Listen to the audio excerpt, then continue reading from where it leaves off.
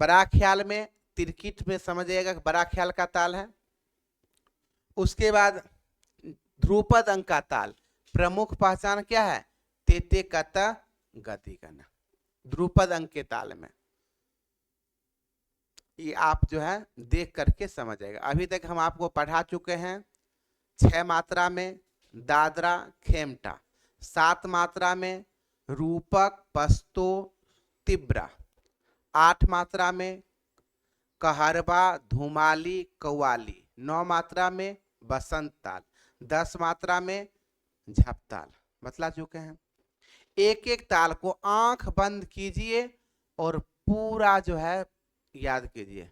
दादरा धाधीना धातुना, खेमटा धाते धीना तीना, रूपक तितीना धीना धीना, उसके बाद तिब्रा धादिन ताते कत गदिगना, पस्तो तक धिन धागे तिन, ये क्या कहते हैं कहरबा धागे नती नक धीना, बसंत क्या है? बसंत का है धा ते ते धाथुन ते कत गदिगना। उसके बाद क्या कहते हैं झपताल धीना धी धीना तीना धी धीना, यानी कि आरोही क्रम से जो है एक एक ताल को जो है बढ़ते हुए चले जाइए। जो भी ताल हो आंख बंद करके, सोते समय एक बार ताल को याद कर लीजिए, एक समय जगते समय सुबह में उठे मोबाइल कुछ दिन कम चलाइए, आंख बंद कीजिए, सब ताल को ध्यान में, जितना हम सीरियल नंबर से पढ़ा, हम आरोही क्रम में पढ़ा रहे हैं, 6 मात्रा पढ़ा दिए, 7 मात्रा पढ़ा दिए, 8 मात्रा पढ़ा दिए, 9 मात्रा के ताल पढ़ा दिए, 10 मात्रा पढ़ा रहे हैं। तो उसी प्रकार आरोही क्रम में जो है एक कभी कभी क्या होता है कि परीक्षा में एक सजाने के लिए आ जाता है कि ताल के मात्रा के अनुसार आरोही क्रम में व्यवस्थित कीजिए, विभाग के अनुसार आरोही क्रम में बढ़ाइए, ठीक है, तो ताली खाली के अनुसार आरोही क्रम से आइए। तो वहां पर जब आप इस तरह से पढ़ाई करेंगे तो कभी भी आपको दिक्कत नहीं होने वाली है।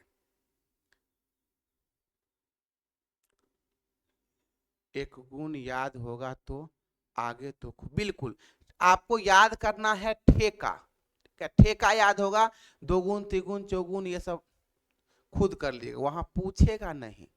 हाँ, आप मतलब वहां हाँ ताली देने के लिए थोड़े कहेगा, आपको टिक लगाना है।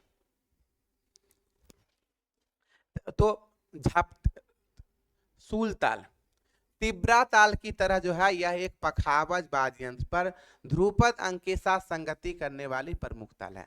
जब भी ध्रुपद अंक का ताल होगा उसका वादन पखावज पर किया जाएगा। हाँ, अभी के समय में कुछ कलाकार ऐसे हैं जो कि इस ताल का प्रयोग तबला पे भी करते हैं मजबूरी में, ठीक है, जब जहाँ ध्रुपद गायन हो रहा है वो स्टेज परफॉर्मेंस है रियाज में, अब वहां पर क्या है कि पखावज नहीं है तो इस ताल का तबला पर ही जो है लय रखते हैं। तो मजबूरी में तबला पर भी किया जाता है, लेकिन सूल ताल का प्रयोग जब कोई स्टेज परफॉर्मेंस में किया जाएगा तो वह पखावज पर ही किया जाएगा, क्योंकि इस ताल के बोलों का निर्माण खुले वर्णों से मिलकर हुआ है। ये सब जो है खुलधा दिनता किरधा तेते कते गदिगा ना, ये सब क्या है खुला वर्ण है, गूंज इसमें अधिक होगी। जब ताल का वर्ण खुला होगा तो गूंज अधिक होगी, बंद बोल मतलब गूंज कम होगी। इस ताल में टुकड़ा परन रेला तिहाई, जब इतना देखिएगा बजाया जाएगा उस ताल की प्रकृति क्या होगी? रेला टुकड़ा परन चक्रधार जिस ताल में प्रयोग किया जाता है उस ताल की प्रकृति क्या होगी? गंभीर होगी या चंचल होगी?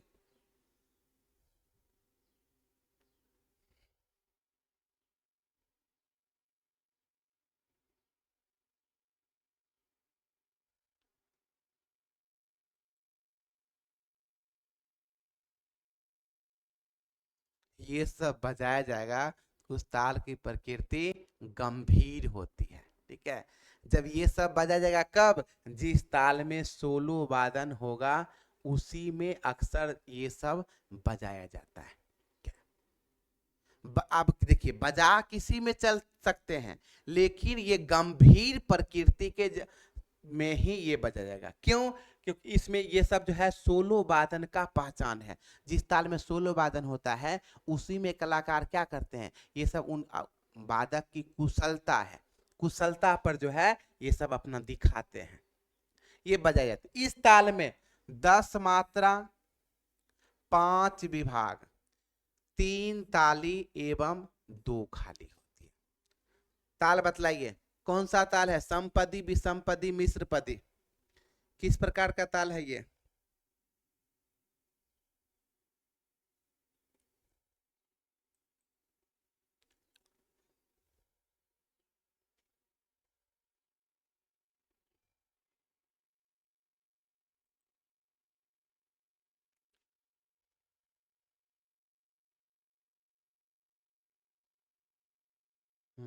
समपदी ताल देख करके पहचान लिए, समपदी ताल है। अब देखिए ये जो है 4 ताल का भाई है। कैसे? क्योंकि धा धा दिन ता किट धा, अब यहां पर जो है दिन और ता ये प्रयोग कर लेंगे। यहां पर धा धा दिन ता किट धा, दिन ता तेते कत गदिगन क्या हो जाएगा, यह 4 ताल में कन्वर्ट हो जाएगा, परिवर्तन हो जाएगा। और ये हटा देंगे 20 से तो क्या होगा, सूल ताल में कन्वर्ट हो गया। तो ये 4 ताल का जो है यह भाई है। इसका ताली खाली धा धा दिन ता किट धा ते कत गदी गन धा। उसका कैसे देते हैं 4 ताल का, धा धा दिन ता किट धा दिन ता ते कत गदी गन धा। तो 4 ताल में से हम दिनता वाले बीच के पक्ष को जब हम हटा लेते हैं तो वो निर्माण होता है सूल ताल का।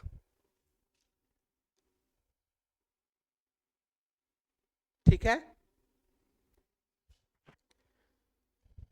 अगला ताल है रुद्र ताल। रुद्र ताल सीधा ताल है। इस ताल में 11 मात्रा, 11 विभाग, 8 ताली एवं 3 खाली होती है। एक एक मात्रा का विभाग है। ये भी किस प्रकार का ताल है, समपदी ताल है, क्योंकि सभी में जो है समान मात्राएं हैं। बोल इसका एक मात्रा का है, एक ही धी ना धी ना ता ती ना क ता धी ना। अस्थिर धीना धीना ता याद करने के लिए फास्ट याद कीजिए, धीना धीना ताती ना कत्ता धीना। और जब आप अभ्यास कीजिए, कोशिश कीजिए जब भी आप करते हैं तो हाथों पर जो है ताली दे करके ही आप अभ्यास करें। किन्हीं को दिक्कत?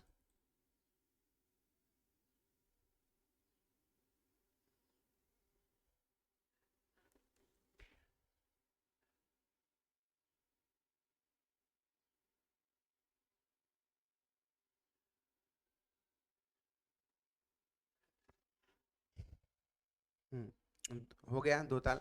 लयकारी बतला रहे थे उधर से, हम बोले ही हैं कि 2 से 3 ताल एक दिन में पढ़ा रहे हैं और साथ में उसको लयकारी हम कंप्लीट करते हुए चले जा रहे हैं। इधर से आपका क्या होगा, ताल कंप्लीट होगा, उधर आपका लयकारी कंप्लीट हो जाएगा। अब हम आपको लयकारी में आपको हम सम से सम तक लयकारी बतलाए थे। दोगुण तिगुण चौगुण, सम से सम तक मतलब कि प्रारंभ से लेकर के अंत तक समान लय। क्या दोगुन शुरू करेंगे दोगुन में ही खत्म होगा, तिगुन शुरू करेंगे तिगुन में ही खत्म होगा, चौगुन शुरू करेंगे चौगुन में ही खत्म होगा। ये हो गया आपका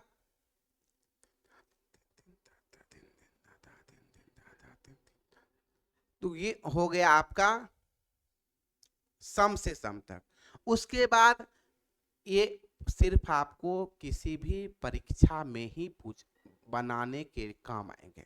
क्या जब आप परीक्षा कंपटीशन की तैयारी कर रहे हैं तो वहां पर आपको सम से सम तक नहीं पूछता है। दोगुन तिगुन चौगुन किसी को दिक्कत नहीं होना चाहिए। सम से सम तक बनाना है दोगुन 2 बार लिख दीजिए, 2 2 को मिला दीजिए। तिगुन लिख रहे हैं 3 बार लिख दीजिए, 3 3 को मिला दीजिए। चौगुन बना रहे हैं 4 बार लिख लीजिए, 4 4 को बना लीजिए। ये होता है सम से सम तक दोगुन तिगुन चौगुन। आर को आर बी आर भी सम से सम तक होता है। जब हम वक्र लयकारी में प्रवेश करेंगे तब हम आपको बताएंगे। अब है एक आवर्तन में, ध्यान दीजिएगा, इसी से आपका क्वेश्चन जो है उठता है। एक आवर्तन में किसी भी लयकारी को बनाना, तो एक आवर्तन में 2 होता है। 2 ये मेरा सूत्र है, 2 सूत्र है। एक होता है समाप्त,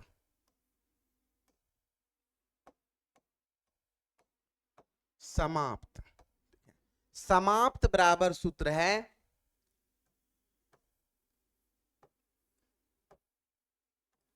कुल मात्रा बट्टा लय। ठीक है, लय में यहां पर मतलब आएगा दोगुन तिगुन चौगुन जो भी लय होगा। समाप्त बराबर सूत्र होता है कुल मात्रा बट्टा लय। ठीक है, और दूसरा सूत्र होता है आरंभ या प्रारंभ। आरंभ या प्रारंभ,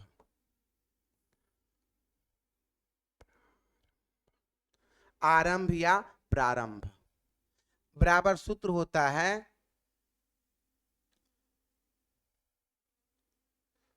क्या था, कुल मात्रा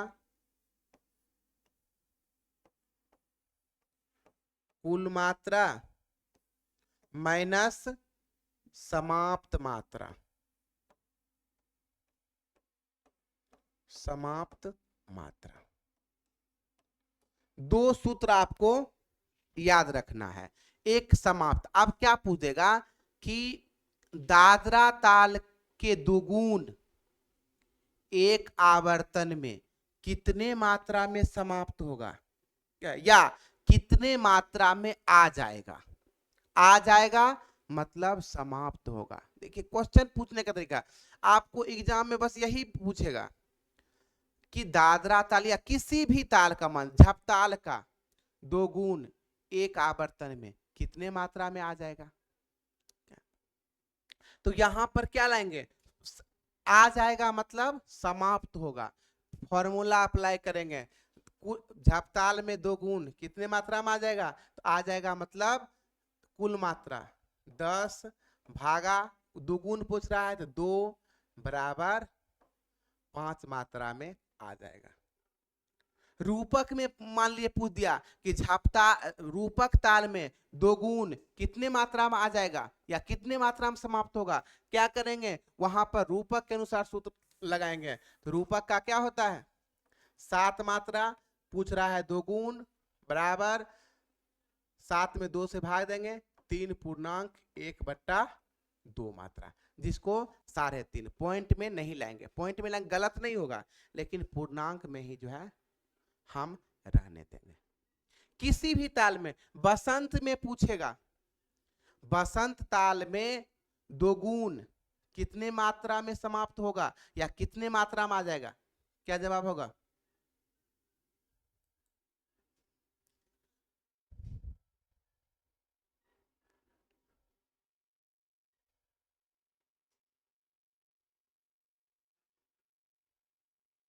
बसंत ताल का दोगुन कितने मात्रा में आ जाएगा,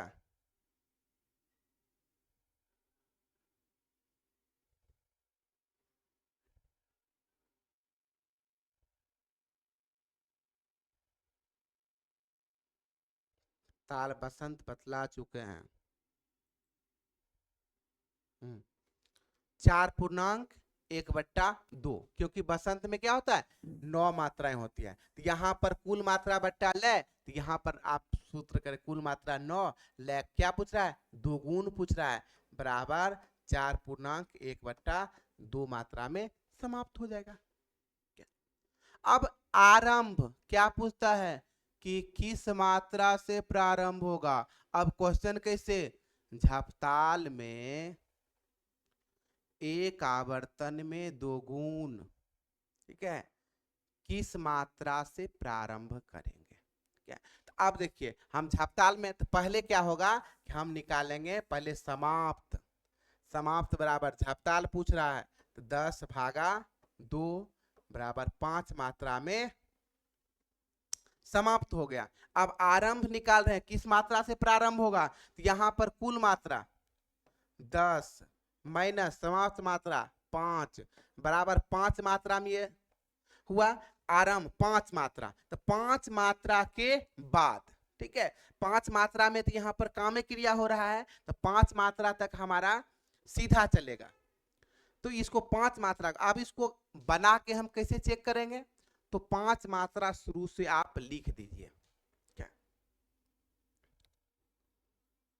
धी ना, ठीक है, जहां तक विभाग होगा हम पूरा करते चलेंगे। धी ना, धी धी ना, धी ना, धी ना लिख दिए 5 मात्रा। आप विभाग ठीक पूरा खत्म कर दिए। अब हम क्या करेंगे, शुरू से लिख देंगे धी ना, धी धी ना, ती ना, धी धी ना लिख दिए शुरू से, यानी 5 मात्रा इधर लिख दिए। उसके बाद क्या हुआ, शुरू से लिख दिए। अब 2 गुण है, तो 2 गुण हम क्या करेंगे, आराम से 2 को मिला देंगे, इसमें अंत से मिलाएंगे। 2 मिला दिए। अब देखिए 1 2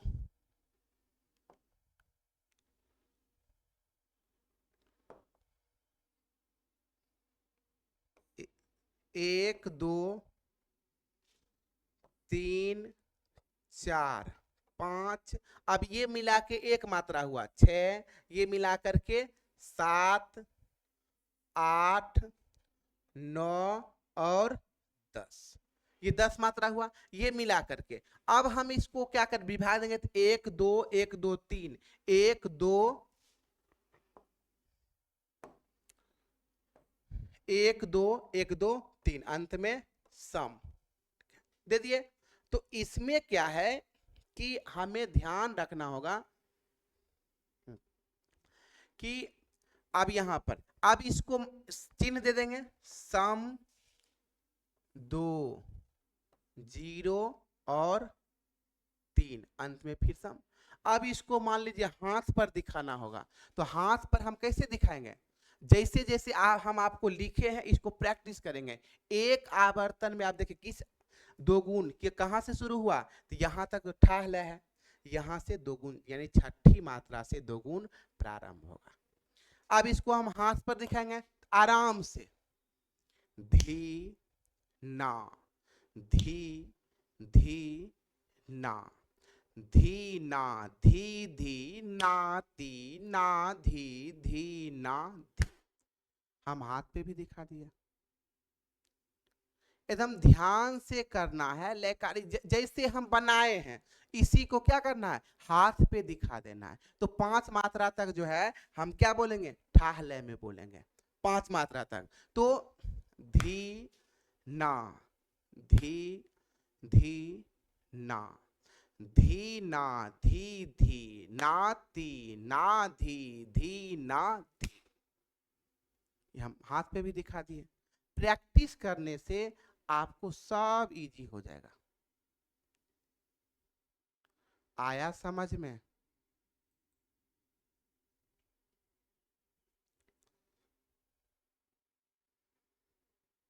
ताल पे कमांड हो गया, किसी भी एग्जाम में आपका 5 से 7 क्वेश्चन जो है आराम से सुरक्षित है।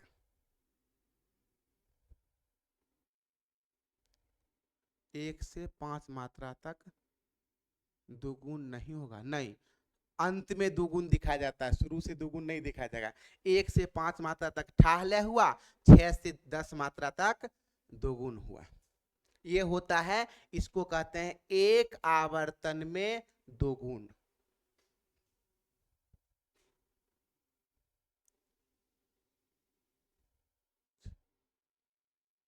6 से ठा होगा, ऐसा नहीं होता है, ठीक है।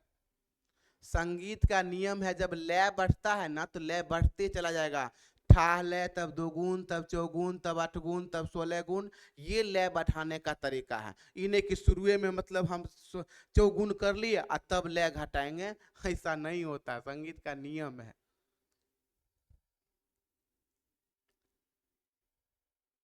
सर नहीं समझे? क्या नहीं समझे बोलिए। देखिए ये फॉर्मूला है, समाप्त बराबर कुल मात्रा बता ले। हम किस में बनाए हैं? तो झपताल में बनाए हैं, झपताल। तो झपताल पे हमको जानते हैं कि झपताल पढ़ा चुके हैं, 10 मात्रा होता है, तो कुल मात्रा बट्टा लेथ झपताल 10/2 बराबर 5 मात्रा समाप्त हुआ। अब आरंभ या प्रारंभ किस मात्रा से प्रारंभ होगा? तो कुल मात्रा माइनस समाप्त मात्रा, तो कुल मात्रा माइनस समाप्त, कुल मात्रा कितना है? 10 है। उसके बाद समाप्त मात्रा कितना है? 5 मात्रा में समाप्त हुआ, 10 में से 5 घटाएंगे तो कितना होगा? 5 मात्रा। 5 मात्रा हमने क्या किया? शुरू से लिख दिया, लिख दिए। अब क्या है कि अब फिर से शुरू से लिख दिए यहां तक। उसके बाद हमने दो गुण को बना लिया, दो दो करके मिला लिया, तो ये हो गया आपका टोटल 10 मात्रा हुआ, 1 2 3 4 5 6 7 8 9 10, 10 मात्रा में हमारा खत्म हो गया। तो एक आवर्तन में इसको कहते हैं दोगुन।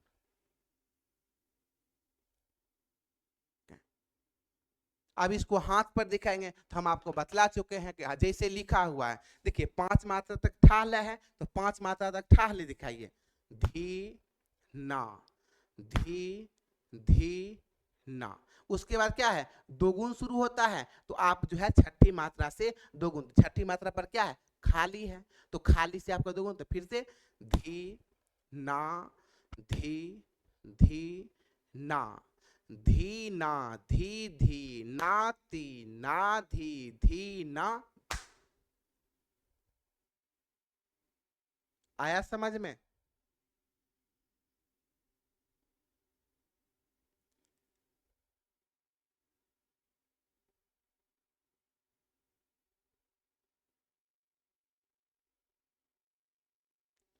आप 5 तक ठा लिखे हैं, फिर उसी को दोगुन में बना दिए, यही नियम ही बिल्कुल वही है।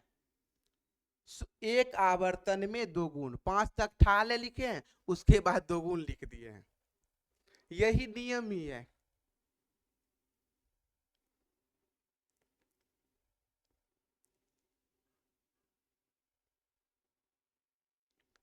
अब देखिए आप सीधा सीधा ताल, कौन कौन है सीधा ताल?